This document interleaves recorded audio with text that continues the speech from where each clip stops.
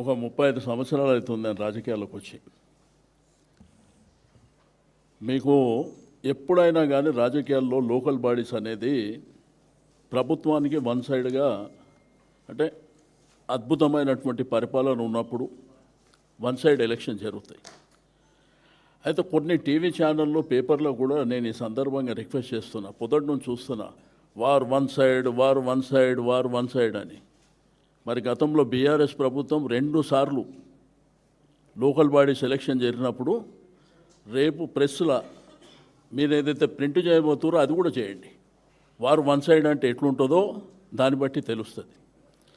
రెండోది, ఎప్పుడు కూడా కేసీఆర్ గారు ముఖ్యమంత్రి ఉన్నప్పుడు వారు కానివ్వండి, లేకపోతే కేటీఆర్ గారు, హరీష్ రావు గారు, జిల్లా మంత్రులు కావచ్చు, ఎవరు లోకల్ బాడీ ఎన్నికలలో పార్టిసిపేట్ చేయలే.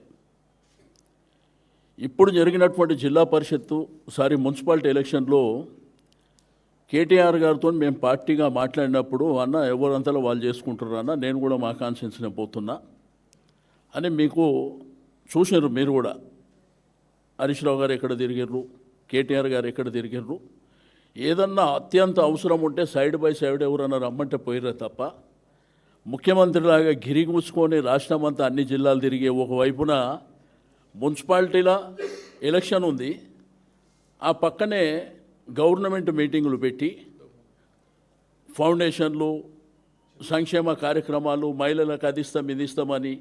రెండోది, ప్రభుత్వ అఫీషియల్ ప్రోగ్రాంలా ముఖ్యమంత్రి గారు, కలెక్టరు, అధికారులందరూ ఉంటారు.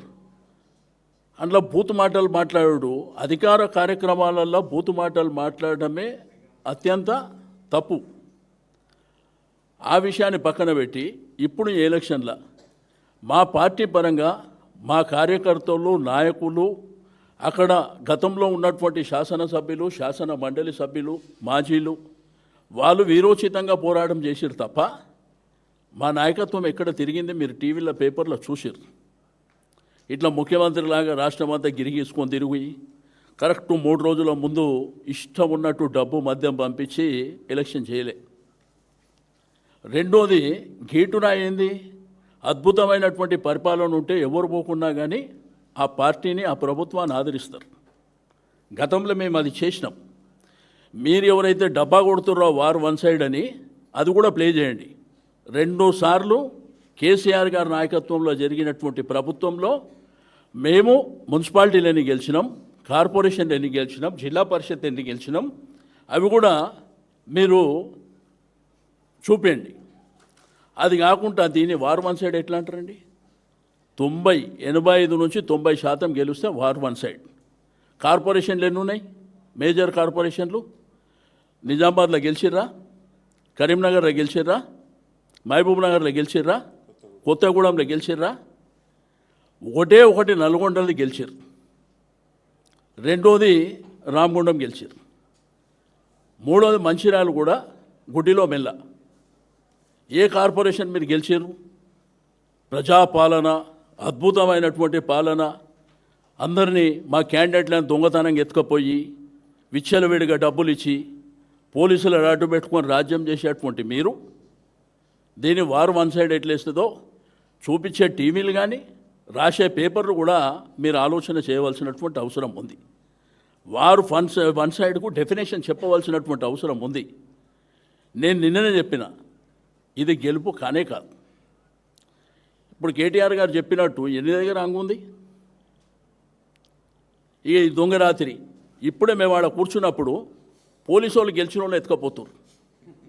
ఇక్కడ నన్ను జరుగుతుందా?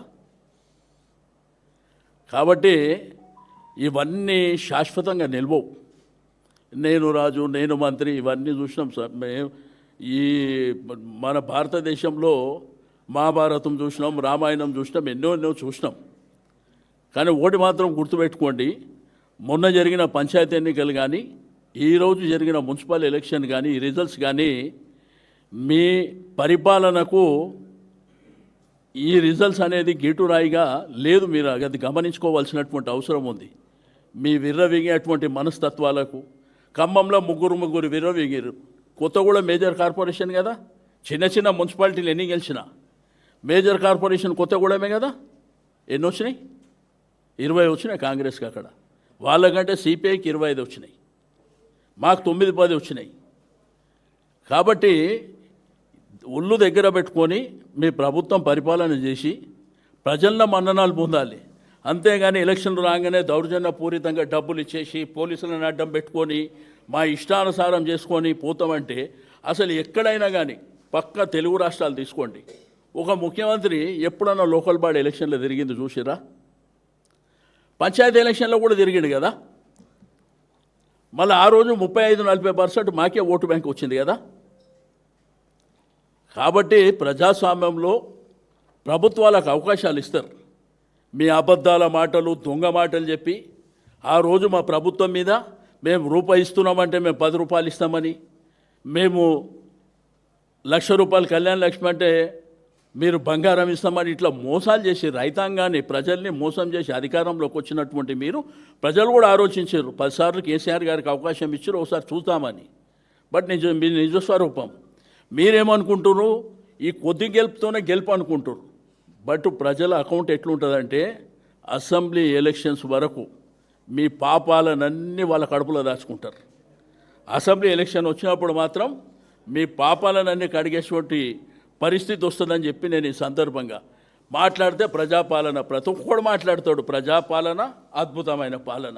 ఏ ఒక్క ప్రాజెక్టు కేసీఆర్ గారు లేదంటే మున్సిపల్ మినిస్టర్గా కేటీఆర్ గారు ఇండస్ట్రీసు అవన్నీ ఆన్గోయింగ్ ప్రాజెక్టులు శంకుస్థాపన చేసిరే తప్ప ఏదో ఒక్క ప్రాజెక్టు కట్టిరా?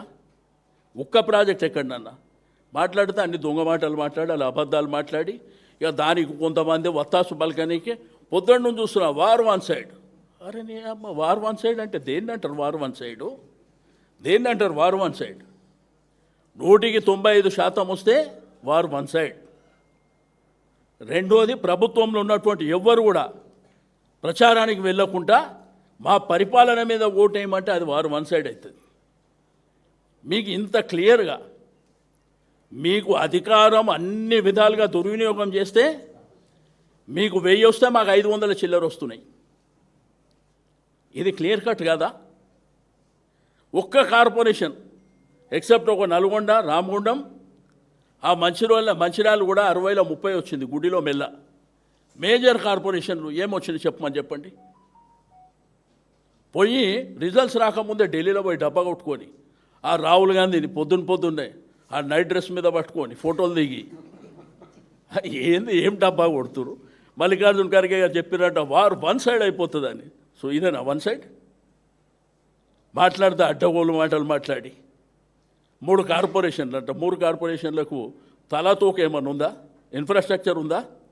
ఫెసిలిటీస్ ఉన్నాయా? ఏమీ లేదు. తల లేదు, తోక లేదు, మా ఇష్టం ఉన్నట్టు.